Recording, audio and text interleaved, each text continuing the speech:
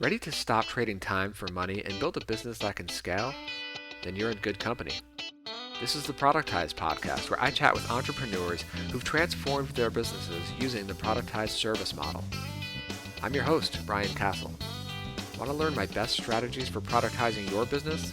Then get my free crash course by going to productizecourse.com. Now let's get into the show.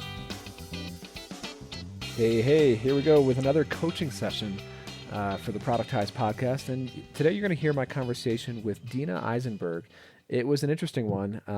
So Dina recently launched her new service called Outsourcing Easier.com. And we recorded this in February of 2016. And she's actually been at this for 10 or 11 months. But the service has kind of iterated a couple times over the past year. And so what she's basically offering her clients is an easier, done-for-you solution to help them find a lawyer, a CPA, a bookkeeper for their new business, and kind of all the roles that really any business owner would need when they're just getting started up, or they're ready to kind of grow to that next level. She's kind of helping them find, vet, and place, the right lawyer matched with the right needs for your business. And that seems pretty broad. And so we talked, quite a bit about how she's looking to niche that down, and which niche verticals she's looking at offering this for, and also some various other ideas. It's interesting to hear how she used her previous experience and pre-existing inroads to get this thing off the ground. But we dug into a number of different questions that she had as she's thinking about moving forward with this, such as how to market and position a service like this. So how to reach people who see this as a burning need and something that they're willing to pay for right now.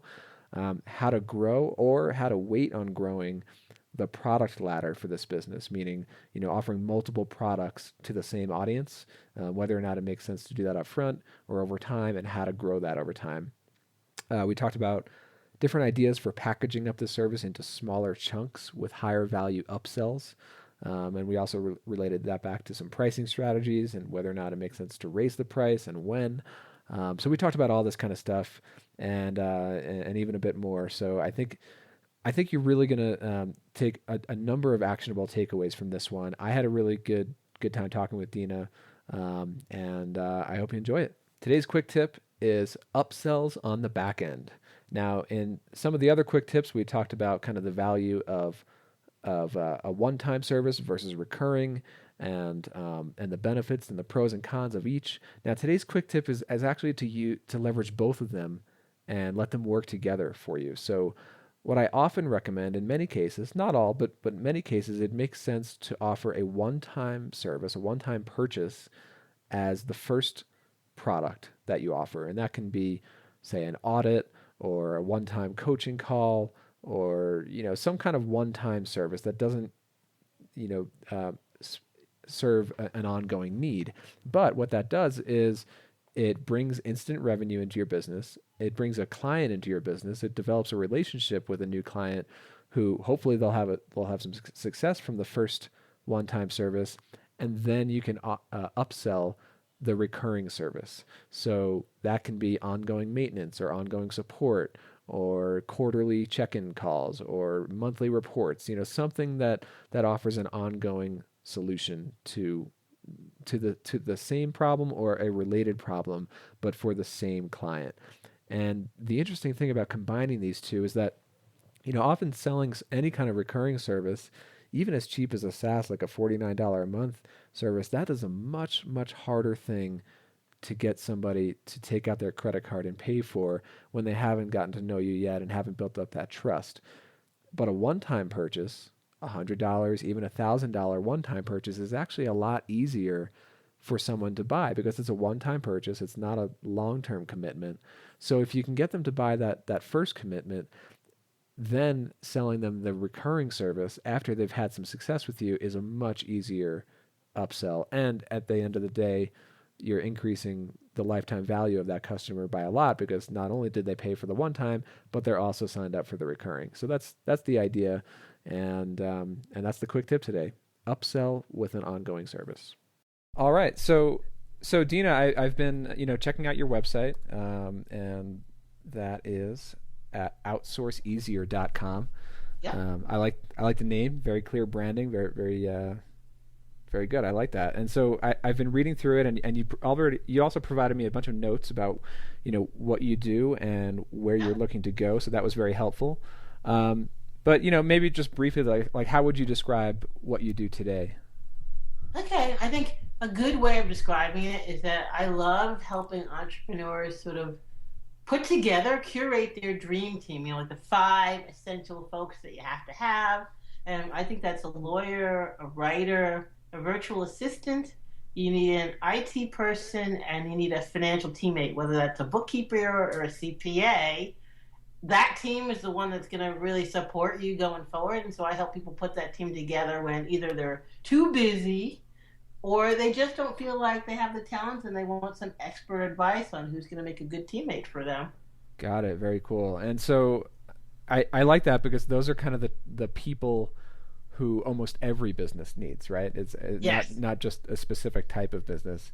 Yeah. But I guess that's another question. I mean, do you work with a specific type of business or industry or type of entrepreneur? Yeah, I do. I actually started out working with mastermind coaches and their clients, because oftentimes when someone helps you get a big vision, you get the vision, but maybe not the implementation genie that goes along with that. And so I was helping them find the teammates they need to be able to do a project, say like a video or their own podcast. Lately, though, I've been working really with folks who are sort of my ilk. I'm self-employed professionals. I'm a lawyer by training. And so I've been teaming with nurse entrepreneurs and small law firms to get them to think more about, like, how can they round out their team? And they need a slightly different set because a lawyer doesn't necessarily need another lawyer, although it's good to have one. The saying is, if you're your own client, you have a fool. If you represent yourself, you're a fool for a client. So sometimes they need a lawyer, but mainly, law firms need to have more social media, marketing help. They need to have the IT help, and certainly you need a website designer. So many bad legal websites out there. Mm-hmm. Absolutely. So you kind of described in your email to me how your like what your current products look like, and so if I can reiterate here, tell me, are you currently offering them this way, or you're moving toward this model? And what these were like teammate search, like a single teammate search for $175, Yep. or a pack of 3 teammate searches for $500. I'm currently offering those. Okay, great. And how has that been going in terms of like the pricing and packaging? Well, I'm getting a little feedback that the pricing on the single is too low. At the for the 3-pack, people are okay with that. They're like, yes, this is very reasonable pricing. So that lets me know that probably I'm a little underpriced. And yeah, that was actually my first impression when I read it too. Yours too? I think so. It seemed a little bit low, especially for the type of. Why I say that is, I think that a business or a business person who's ready to hire a lawyer and a bookkeeper, and start outsourcing all these roles, they've grown to a certain point, right? They're not completely new at this. They're not doing this on nights and weekends alongside their full-time job. This is, they're in a more serious position, so I think they can probably afford a higher rate. Yeah. I think my thinking, and maybe it was a little bit of a fear-based thing, was that I wanted to test it at a lower price point, get my feedback and testimonials, and then raise the price. Yeah, that definitely makes sense. If you're going with that strategy, then I would still put the full price or the price that you think it should be. But then offer it like at a discount to a certain group of people. You can tell them like, this is new, I want to get your feedback, and I'll give you a discount for that. Okay. So, I'm curious to hear what you think the pricing should be. Well, I guess this isn't exactly what you do, but just to give you an idea, I recently used a company twice now called virtualstafffinder.com. Yeah. Chris Ducker's place. Yeah.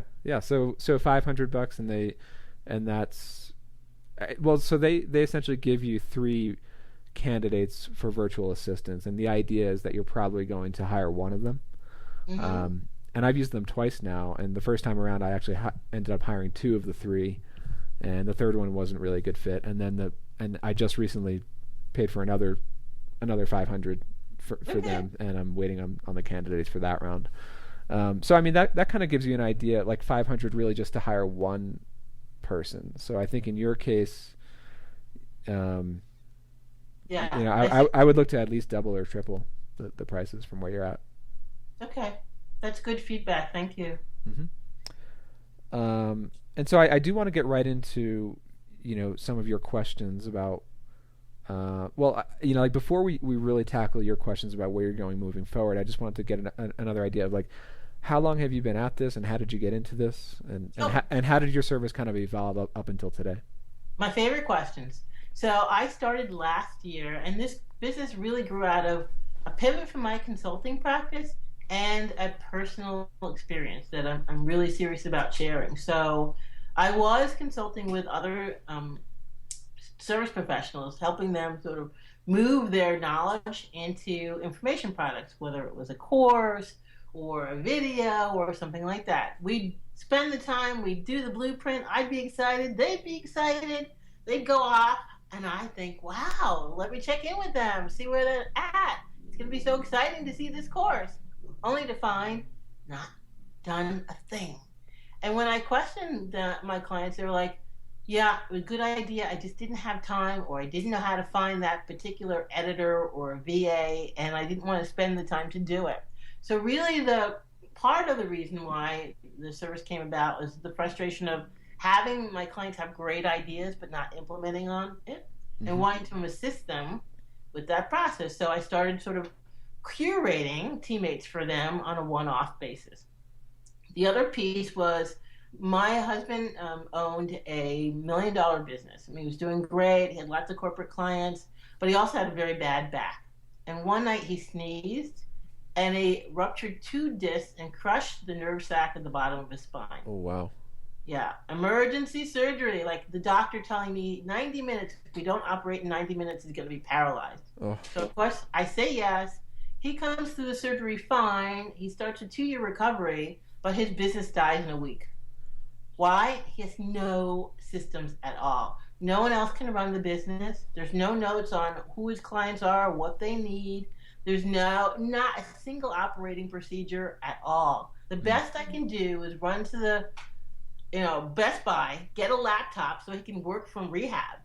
And his clients still didn't love that. So it took him like a couple of years to rebuild back that business. And I got the serious lesson about what happens when you're a solo entrepreneur, small business owner, and you don't have any systems in place. That is amazing. I mean, as scary and as hard and tough as that must have been for both of you, that is probably the most compelling story that I've ever heard, to convince a business owner to get into building systems. I mean, as you know, it's a big part of what I've been teaching in the Productize course, and like in my experience and most business owners' experience, at some point they get to that conclusion that it's time to kind of remove myself and delegate and build systems and processes. But that's more about kind of scaling it up.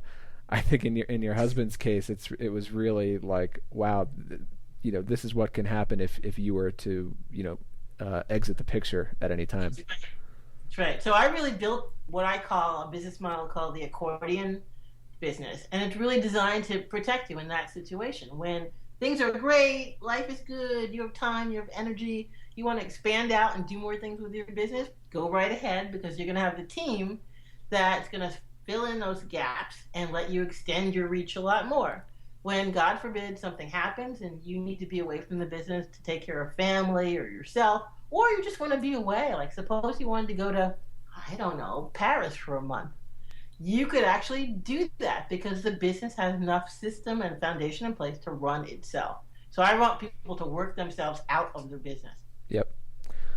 Very cool. So you gave me a bunch of questions that we can tackle here. But I mean, before we even get into those, what would you say right now is kind of the biggest challenge in where you're at? So I initially thought my biggest challenge was figuring out how to systematize my process for picking the right person.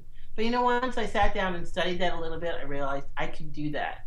I think right now the biggest challenge is how to position this so people who need it recognize that they need it. Right. Yeah. It yeah, and I think it's about identifying a specific problem that a specific type of customer has. Yep. And I think you've started to do that, right? Like you've started to kind of focus in on Nurse entrepreneurs. yeah, was it nurse entrepreneurs? Okay. Nurse I'm actually kind of curious. A nurse entrepreneur. How does? Yes. Because Okay. when I think of a nurse, I think of somebody who works at a hospital or something. That's right. That's a cool. I'm glad you asked for it. It's a cool question. So, nurse entrepreneurs are a group of nurses that actually run their own independent businesses. The ones I'm focusing on right now are a direct connection to my legal background. So now I'm working with nurse legal consultants, and their role is to assist the attorney to understand the underlying medicine in their cases. Oh, I see. Okay. When they need like a subject matter expert to help support a legal case. Exactly. Got it. Okay. So I didn't know that. Is there a large market of people who do that kind of work?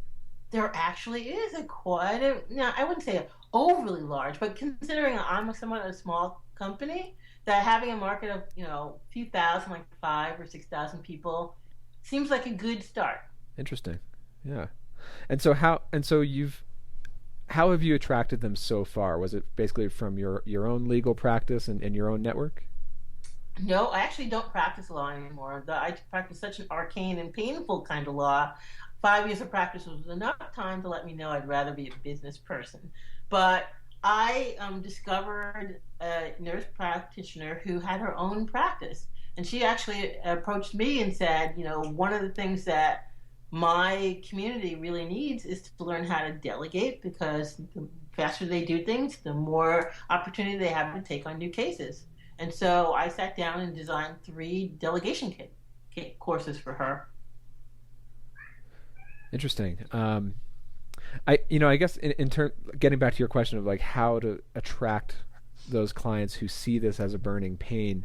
I mean, I think part of it can be to relate your service more specifically to their business in some way. It's not just about hiring a lawyer or hiring an accountant or bookkeeper, Mm-hmm. because that applies to basically any business, right? But if you start to really focus in on what are the specific like ins and outs of a nurse entrepreneur's business, Right. And what kind of legal advice do they need, and what kind of things do they need to take into account when it comes to hiring an accountant? I mean, like for example, like I recently hired a bookkeeper a few months ago, and I was specifically looking for someone who understood like online business, who understood using Stripe and using Xero, which were software tools that I was already on board and using. So, like those are things that applied to my business as like an online entrepreneur. What are those things for a nurse entrepreneur? Right. So I've actually been doing the research. I've been reading the different sites and the different forums, and searching for questions to sort of fill out that information base so that I can point to specifically the places where they're going to want a VA to organize, their case notes and keep that organized in maybe a spreadsheet. They're going to want to have that bookkeeper really tracking their expenses because, they travel to their client site, or maybe they have other expenses that they might not be doing right now.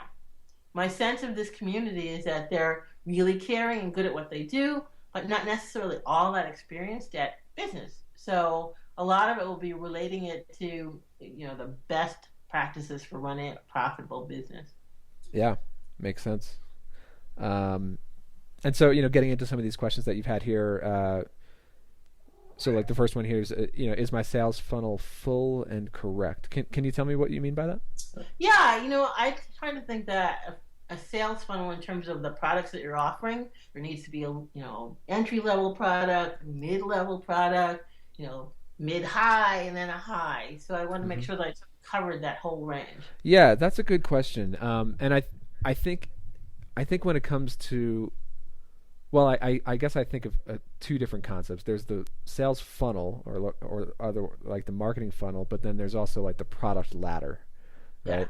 And I think what you're asking more about is like that product ladder. Yes. I actually don't think that you need all steps of that ladder from day one or even in the first year. I actually kind of think it's more important that you don't develop all of those products up front and instead develop them over time. And I prefer, like with the productized service model, I actually prefer to start with the productized service, which is like the highest price version of what you're going to be offering. You know, that can be like one-to-one consultation or even getting into like group consultations, things like that. But really it would probably start with like, you know, one-to-one client relationships. That's like the highest price tier. And then, and that's what helps you launch the service, establish your brand, establish a network, start to build your audience, people starting to know you as a specialist who works with nurse entrepreneurs and you offer a very specialized service. People start to know you for that. And then, you know, phase 2 would be to come out with that middle tier, which could be a little bit more scalable version of what you've been offering. Which, you know, could be group consultation or consultation over Skype instead of, you know, in person, you know, like something along those lines. And then a little bit beyond that, once you've really grown your audience and your email list, then you can start to roll out much more scalable products like a book or like a course or, you know, do-it-yourself training. That's very helpful, because I would have thought it was the other way around. Like you start small and you ramp up to the big, but you're saying start with your biggest thing. Yes. Yeah, exactly. And the reason for that, a few reasons. I mean, number one, you start with the productized service, the highest priced tier. That immediately gets you paying clients and you're generating revenue much faster than if you're trying to sell, say, like a $29 ebook. Yes. So that's number one. But also, if you're going to launch something like an ebook or even like your own software or something like that, you're much better positioned if you've already built an audience and you've already established yourself and you have immediately an audience that you can try to sell that to. If your business is still brand new, it's possible, but it's just an uphill battle to get a lower priced product out to the masses. You know? Well, that's why I wanted to talk to you, because I did not want to have to schlep this. I wanted to be a nice, you know, sprint. Yeah, exactly. I mean, plus, I mean, the other reason beyond that would also be that through serving your clients with the productized service, and you're going to learn more and more about them. You're also going to develop your processes even further and your expertise, and all that stuff, all that learning after, say, a year or more of that learning can then be rolled into a book or a course. You know, if you were to come out with that book or course from day one, it wouldn't be as strong as it could be after a year of doing this, you know? I hear what you're saying, because all the feedback I get from the participants will enhance the course. Exactly. Yep. Got it. Cool. So let's see, what else do we have here? How is my pricing? I think we kind of talked about that a little bit already. Yeah, too low. See any issues with my outline plan? I guess this kind of relates to what we were just talking about in terms of like rolling out the products over time. Yep. How would you position this? Like I said, the more that you can focus in on that one audience, you know, nurse entrepreneurs, or it could be another audience, you know, over time you might find there's a different market that would be better for this. But I would try to eventually focus in on one, and for a few reasons. Again, like once you have multiple products, it's much easier to sell multiple products to the same audience, or at least different segments within that same audience, right? Like newer nurse entrepreneurs, and another product for like more experienced nurse entrepreneurs. Got it. And also when it comes to marketing, if you're going to do like content marketing or advertising or anything like that, it's much easier if you know exactly who you're going after, rather than, okay, we need to run some articles and some advertisements and things at nurses, and some are targeted at lawyers, and some are targeted at doctors. It's hard to go broad. It's easier to focus in on one. So it sounds like you're saying conquer one audience and then move on to the next. Well, not necessarily move on to the next. I think it will take a little bit of trial and error and exploration before you find, you know, exactly who your most ideal audience is. I mean, maybe you're already finding that it is nurse entrepreneurs, and then you can kind of just ramp it up from there. Okay. So, yeah. That's really helpful in terms of thinking about the market, because now I've adjusted the pricing. That might mean I have to adjust my market as well. Yeah, I mean that could be another factor, right? Like you can find there are plenty of nurse entrepreneurs out there. They just don't have the budget to support something that's sustainable. So maybe you'll start to focus on, say, doctors who have a higher budget, right? And that just takes some learning. It doesn't really happen overnight. Nope, nothing does it? That's true. Let's see. How would you market this? Well, I guess I'll just ask you, like, how have you been marketing it up until now? Right now, the strategy is to go out to speaking gigs, because that gets the best response in terms of, oh yeah, like I was at an event last week and I met someone and I didn't tell her the entire story, but I asked her, like, tomorrow, if you had to be away from your business for a month, what would happen? And she had that look like, oh my God, I would be screwed. So I think doing speaking gigs, so I'm going out now and speaking to small groups and beginning to build what you said, which is, not my knowledge base about what the market wants in terms of this product. Very nice. And so these speaking gigs and these conferences are they within the nurse world? I started out in the coaching world. So right. Okay. Mastermind groups and coaches who have communities that I'm talking to. More the second quarter of this year, I'll be focusing more on the nurse entrepreneurs, because I still need to learn that world a little bit. Well, that's another factor to consider, right? Is how easy is this market for you to reach, right? So you might find, I would imagine, I'm pretty sure there are plenty of, business coaching meetup groups and conferences and places where you can go and embed yourself. I wonder if there are the same types of opportunities for the nurse entrepreneur world. I mean, there might be some, but there are. There are a couple of different associations that I can actually begin writing for, and I will submit articles to their blogs. I've been researching their upcoming conferences, and usually those are kind of regional, and I'm on the West Coast, so I'll be looking for conferences on my side of the world to be able to go to and present. Very nice. Yeah, so that's perfect. Like, there are like all these different factors that you want to take into consideration. Like, is this a client who experiences the problem and they know that they have the problem? That would be one factor. Another factor would be, are they willing to pay for this problem to be solved rather than do it themselves? And then how easy is it to reach them? Like, and how would you reach them? In your case, going out to conferences, I think that makes a lot of sense. Writing content for their industry. I think another important factor would be how interested are you in really investing all this time and energy into this market. Like, for example, is going out to nursing groups and speaking gigs, like is that going to fire you up for a long period of time, or do you think over time it could become a slog? No, I think it's actually going to fire me up. Like, if I wasn't a lawyer, I would have been a doctor. It was just a numbers thing. Yeah. Like, chemistry and biology were not my friends. So I became a lawyer. I love medicine. And, my first years of practicing, I actually practiced in a context where I got to spend a lot of time with medicine. So that's perfect. Yeah. That's awesome. I mean, in my previous business with Restaurant Engine, I kind of ran into that issue a little bit after a few years of pushing on it. I could have pushed more. I could have doubled down. Yeah. I could have flew myself out to Chicago to go to the restaurant industry convention, but I just was not interested in that industry as much. So it definitely it's important to kind of consider that piece too.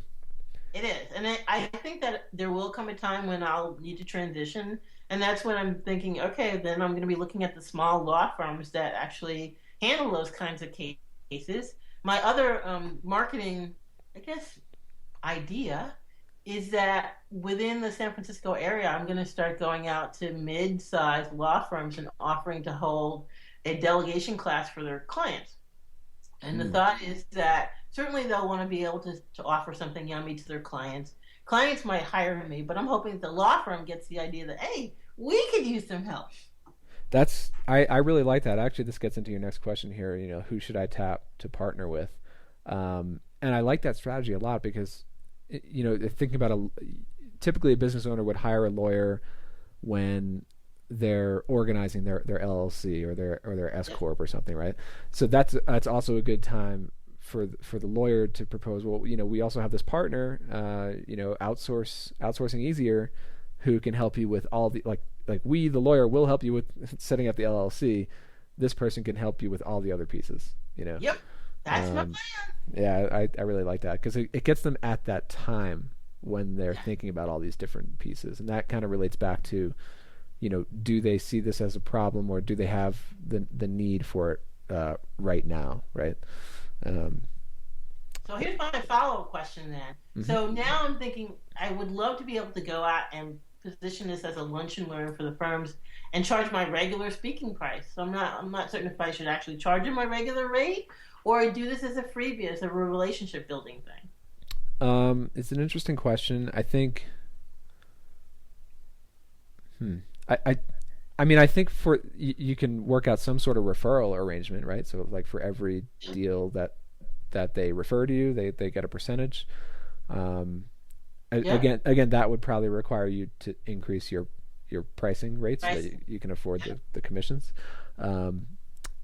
So there would be that. I think I see nothing wrong with like a free lunch and learn, especially if there are going to be enough lawyers and law firms to be there for it to be worth it, right? Yeah, I think that I would really want to have, at least 10 to 15 people in the room to make it worthwhile. Right.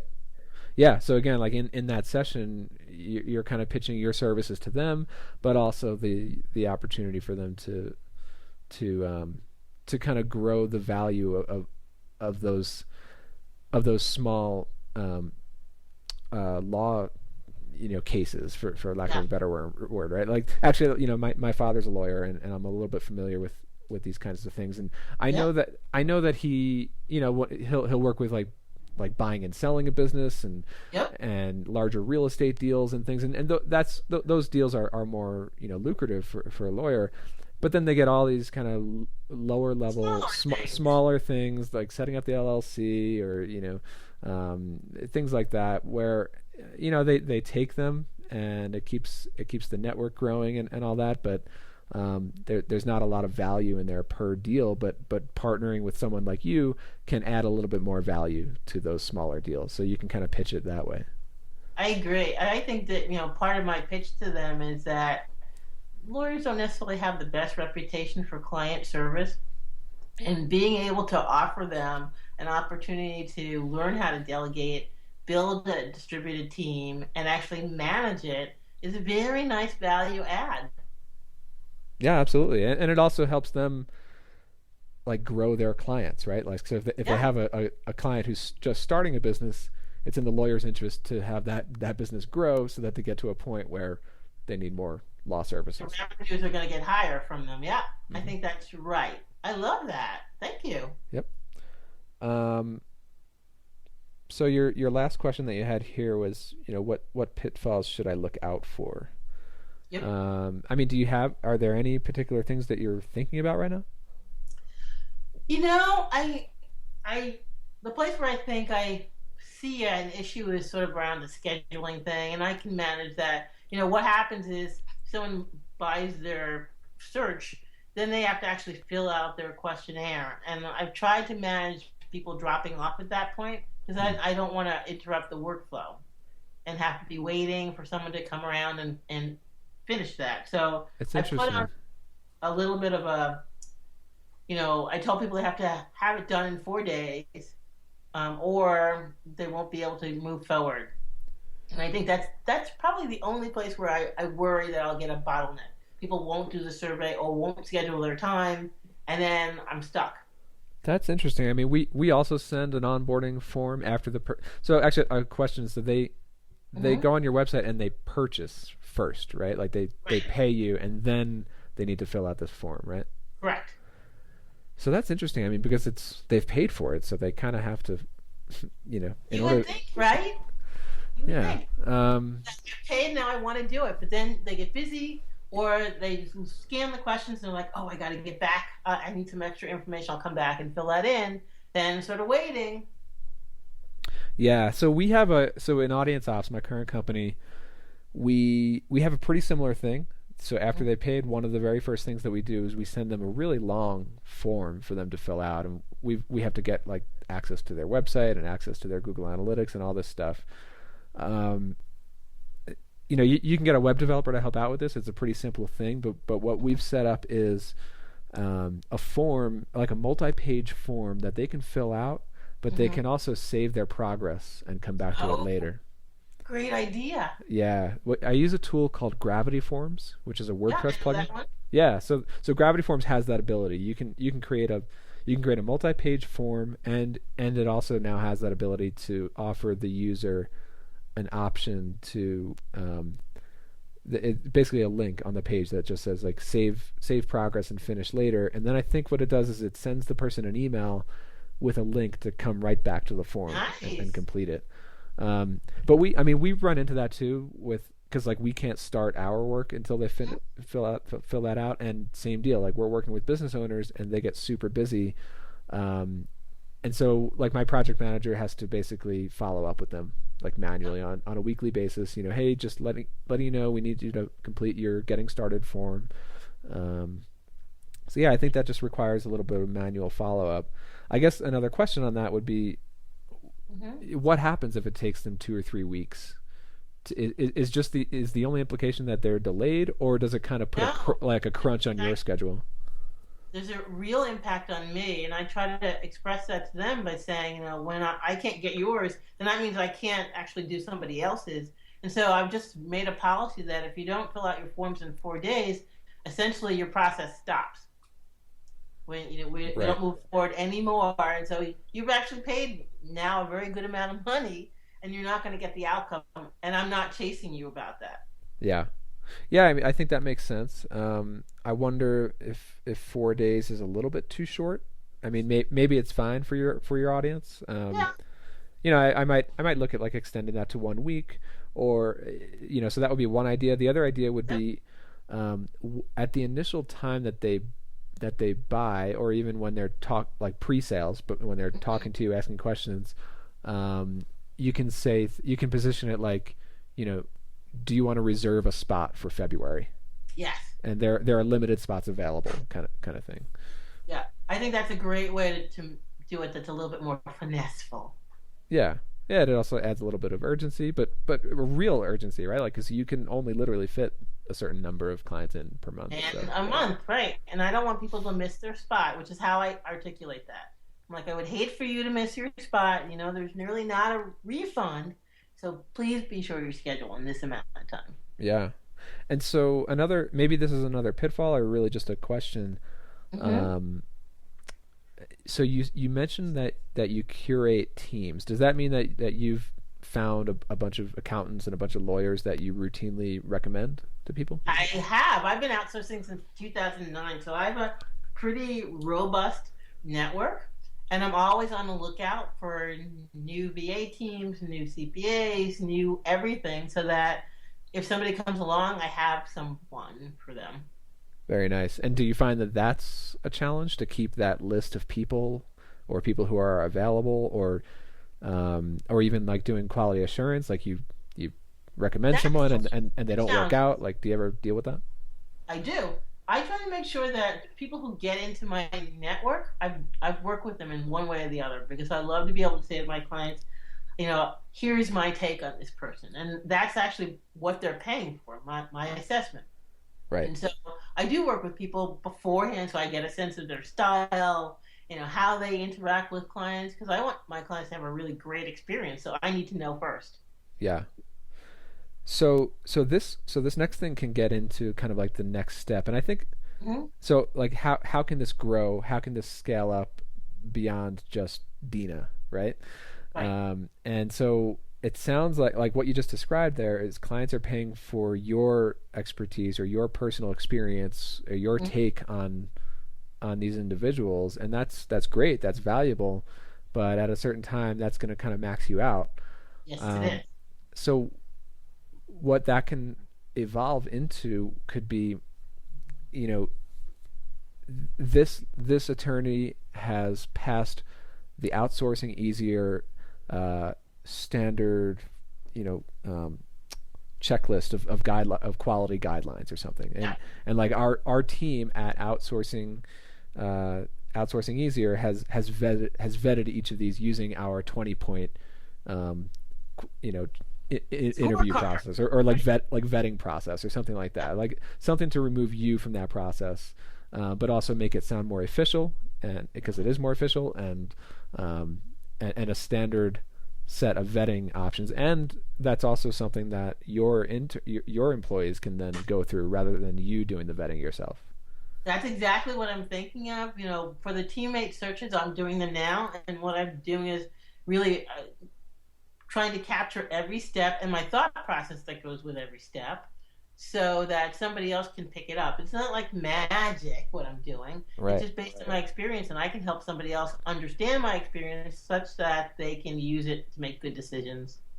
Yeah. Have you ever, I'm curious, have you ever used that Chris Ducker's service, the Virtual Staff Finder? I haven't. I'm a big fan of everybody else. Sorry to say, Chris. So I've used, Guru when it was Guru, Odesk, Elance. Now that they're Upwork, I use them pretty regularly. I used Clarity FM, which I love for my clients when they need consulting help, strategy help. That's a good site. Yeah. So I'm familiar with a lot of the different platforms. People Per Hour has been a good one. Well, I mean, I'm actually really impressed with how the Virtual Staff Finder process worked, and I think if you look at that as a model, I think that would really look, because it's essentially the same thing as what you're doing, just they're doing it for virtual assistants. Right. And it's really interesting because I've gone through it twice now, and the process was exactly the same both times. I mean, it's amazing. Like, I'd be really fascinated to see what their systems look like on internally. So basically, after I pay, they send me a little questionnaire that I fill out. Yeah. And then their virtual assistant kind of takes that and processes it. And then about a week later, I get an email from that person that they've assigned to me, like my account manager or whatever. And it's not just 3 names. It's 3 names. It's a personality analysis on each person. Yeah. It's a recorded. They ask each candidate to like introduce themselves over like a 1-minute audio recording. So I get those recordings. A couple other things, like they fill in some standard information about themselves, and so I just get a whole big email with all this stuff laid out for me to kind of evaluate the 3 candidates, and then I can schedule calls with each of them. So like that's not Chris Ducker doing that, right? Like that's his assistant going through their process that they do, right? Yeah, it's pretty impressive. It is pretty impressive, and you're right. We're doing some very similar things. I think my teammates covers a lot of the same points, and definitely the biz team curation. Part of that is sort of a behavioral analysis of the owner, so they get to understand their conflict style and their work style and the kind of things that they like to do. So you're right, very similar. I'm gonna see it. I'm gonna buy something from him so I can see it in front. Yeah, it's really pretty good. I mean, the virtual assistants have mostly worked out. There was just one candidate who just didn't quite fit some of the requirements, but it's been pretty good. But another reason why I think that works so well is because they've focused specifically on virtual assistants, right? Yes. And I think in your case, again, if you can focus any way that you can focus more, that would help you standardize the process easier, but it would also help you market the service, right? I agree. That's sort of how I settled on the biz team, because that's a standard set of 5 that, as you said, just about everybody needs in some way or the other. Yep. Yeah. I mean, even to go a step further on that, you might want to explore just placing attorneys or just placing accountants, because then you're because what's going to happen there is you got a business owner who's currently in the mindset of, okay, I know that I need an accountant. That's right. Like, I know I need to do my tax return soon. I need bookkeeping services. That's something that's on their mind. So they're going to start actively seeking a solution to that Whereas they may not specifically be searching for, okay, how do I get all these like 5 different people at the same time? Entire team. So from what you're saying, I could see that offering one teammate might be a great way to start, and then for the advanced folks who've gotten a couple of teammates, then it might be a great idea to have them look at, okay, how are we going to make this into a larger team that's much more integrated and takes more stuff off your plate? Yeah, exactly. And this could be an opportunity to kind of like productize like the different aspects. So in your case, this could be a little bit unique in your case in that your product ladder is really just, do you want the lawyer placement package or the accountant? Or the CPA package. And if you've purchased the CPA package, then you can upgrade to the lawyer package at a discount. Like you can cross promote those, pretty easily. So you actually sparked me there, Brian, because one of the things I'm planning on offering the lawyer package is sort of onboarding and nurturing programs. So how do you get your clients into your practice in a way that feels good to them, not necessarily you? And then how do you keep them engaged and communicate with them so they actually think that you're working? Yeah. So that would be a nice add-on to those single, like here's your lawyer and here's your onboarding package and nurturing package for. Yeah, I have to think about that more. Yeah, absolutely. And what you just described there, that could be, an opportunity for ongoing recurring services, right? Like a retainer kind of situation where, and again, it's good if they start by purchasing the one-time offer and they kind of get to know you and your process and they're happy, they have some success. Then after that, it's a much easier sell to say, okay, do you want ongoing support for this? And I think to clarify, we're talking about like productizing the accountant, the CPA package or the lawyer package, and that these are multiple products, right? Right. But I think that's still workable because again, if they only serve one audience, nurse entrepreneurs or lawyers or doctors or whatever that is, and